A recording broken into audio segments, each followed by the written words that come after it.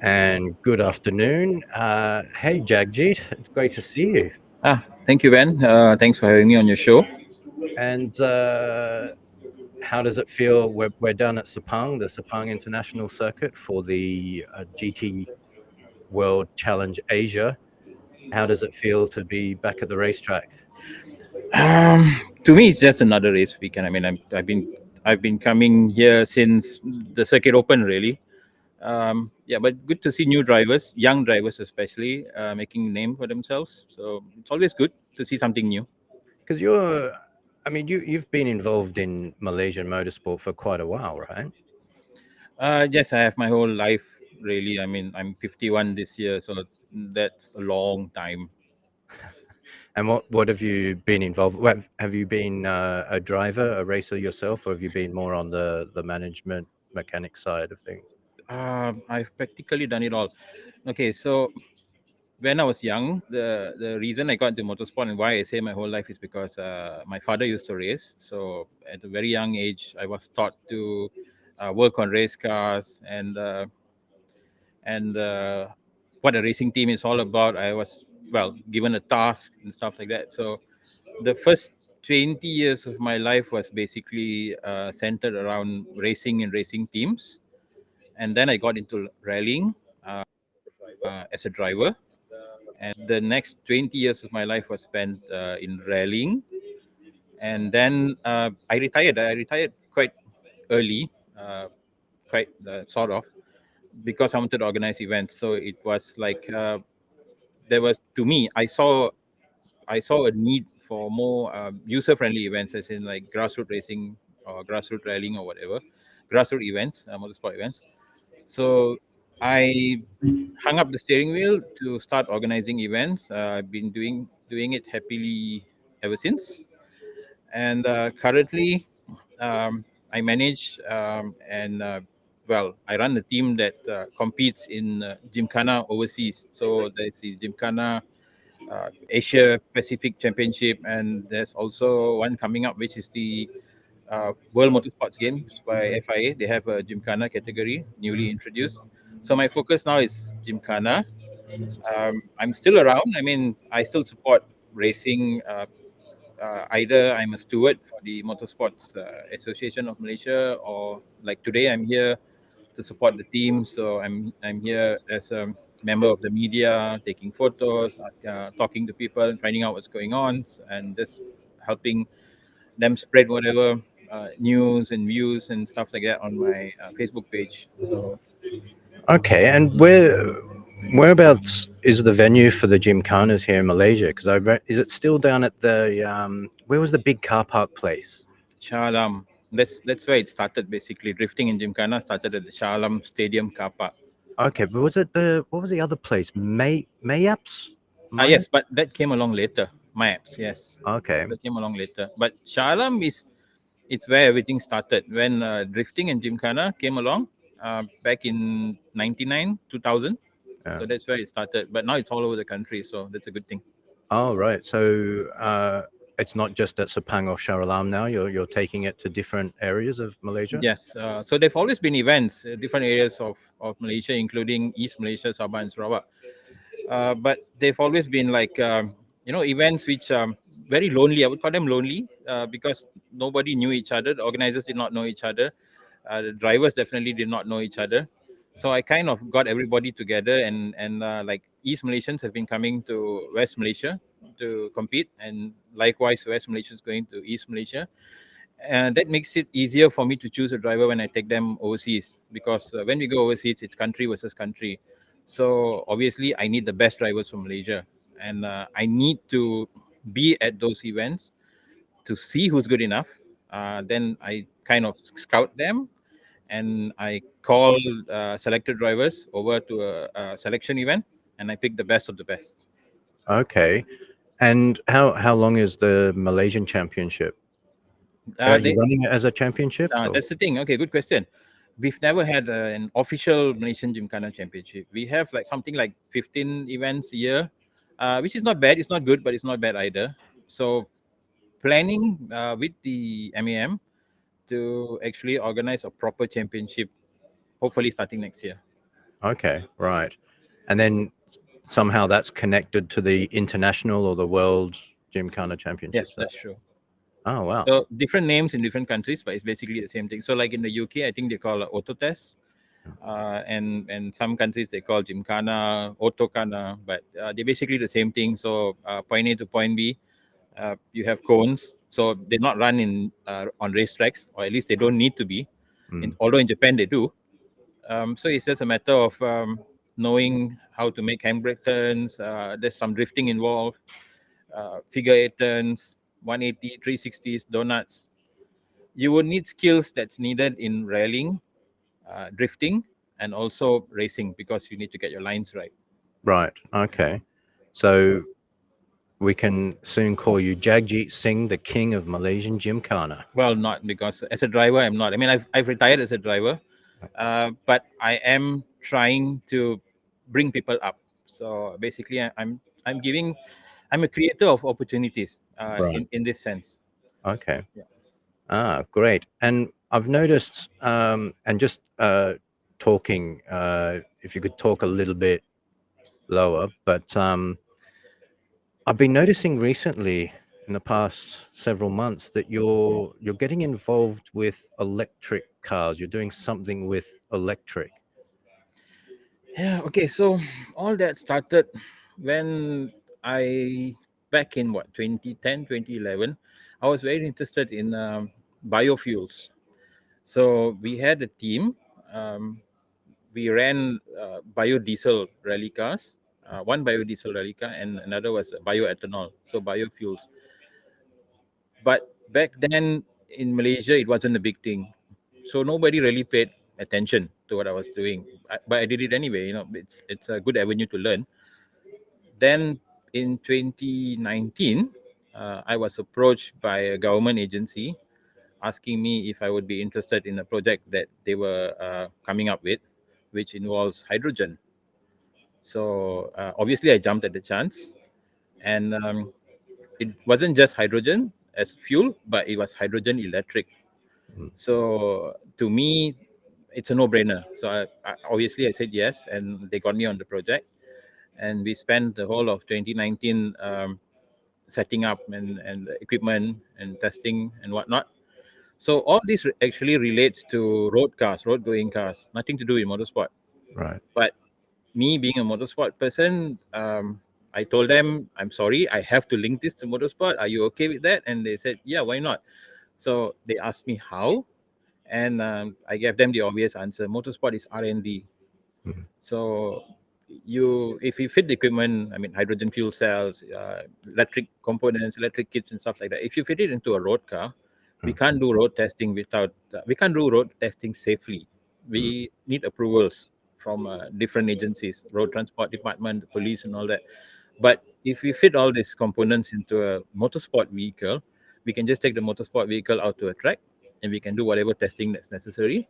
I mean, it's still a motorsport vehicle. So what I did was I used my own car, which was a Super 7 kit car, removed the engine, added in, but replaced the engine with a electric kit, right? And added on hydrogen components to it.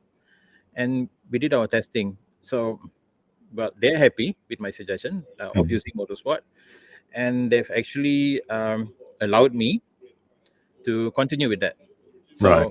So it started off as using motorsport as an R&D, but now I'm actually going to use these vehicles that we have in motorsport itself, starting with Gymkhana.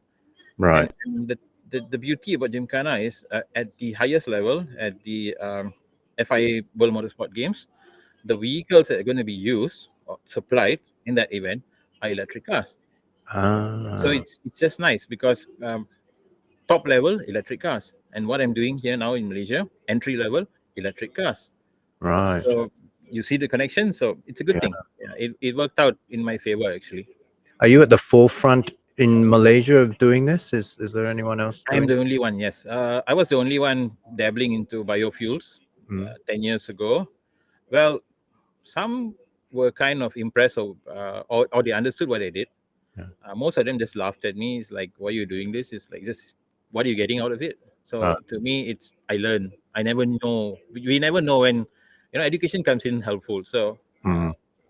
and you never know when you may need skills like this. And sure enough, now because of what I did 10 years ago, it's kind of relevant. So I know what's going on. I know where the world is heading with regards to biofuels or greener fuels, if you will, right? Mm. Low carbon emissions. So I'm happy to say I started early. I started when nobody else started, and now because I'm experienced, people are coming to me and asking me to join the projects and stuff like that, or have projects with them. So yeah.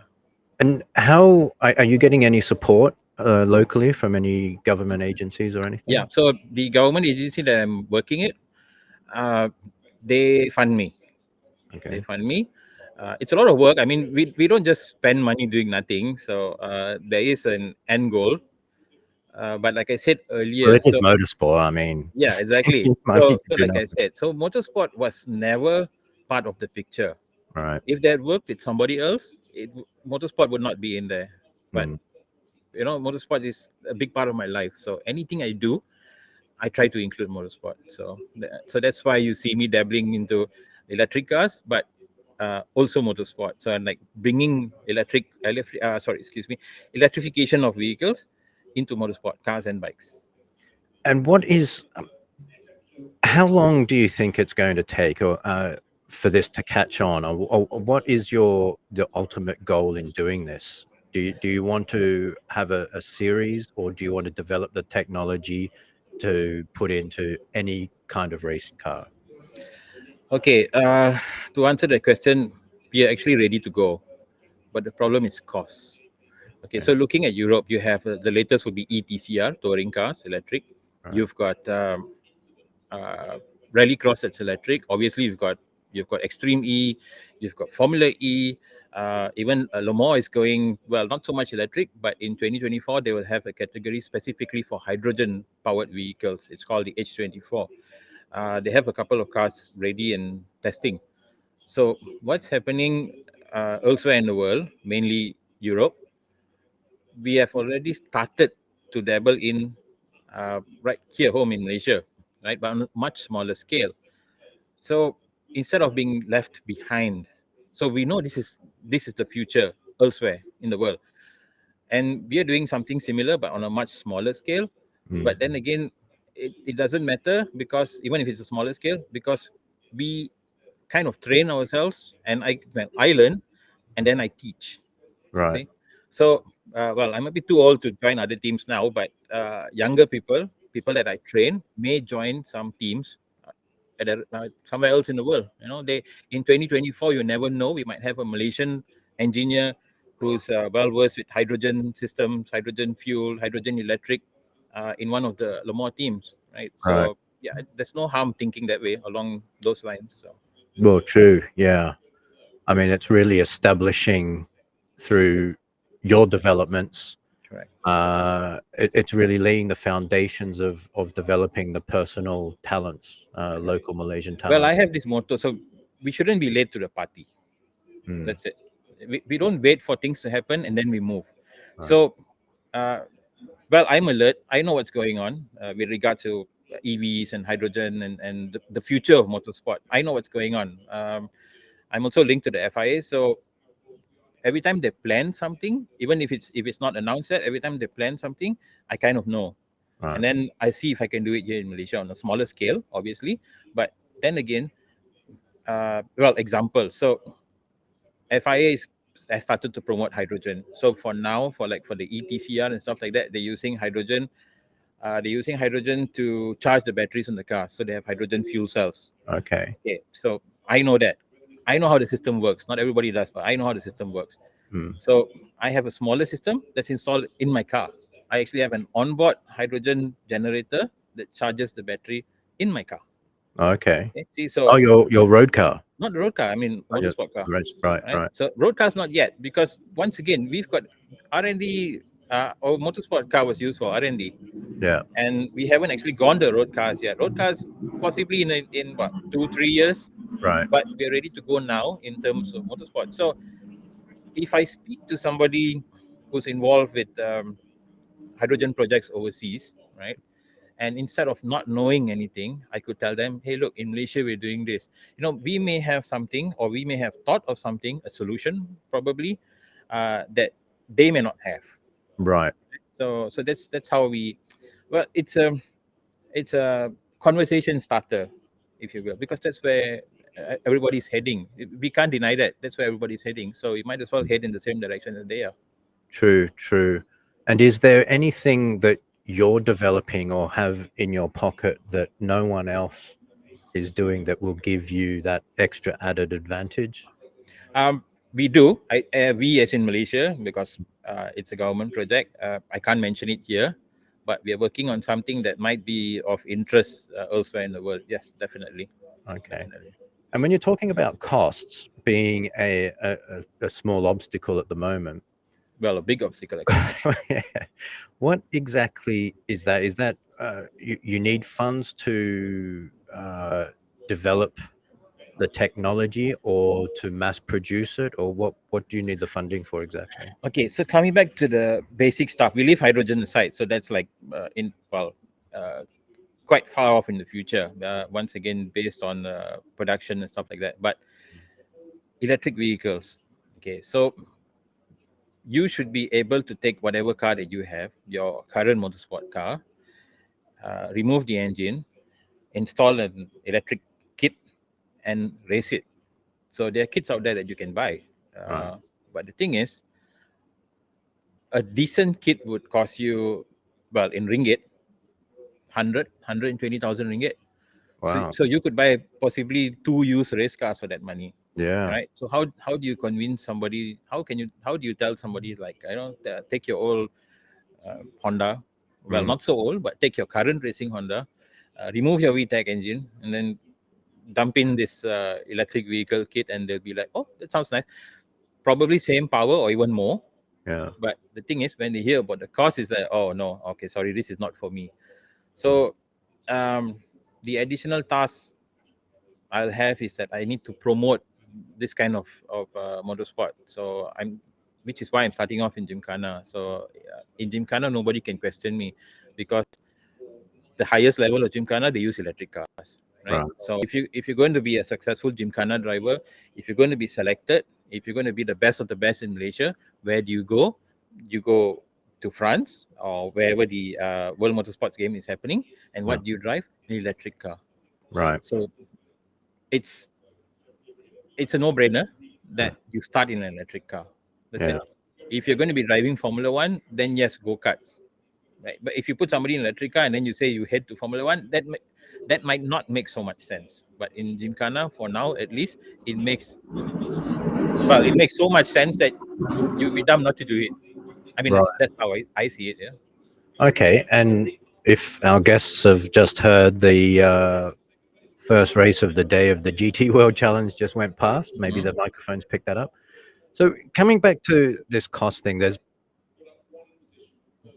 currently this debate, right, about uh, the electricity versus the current petrol engines, and whether the electric engine really is making a difference, because sure, it's saving on those fuels, but then what's needed to actually manufacture this technology is still damaging or affecting the environment in a negative way. Okay, I won't lie. Uh, the batteries are a problem at the moment.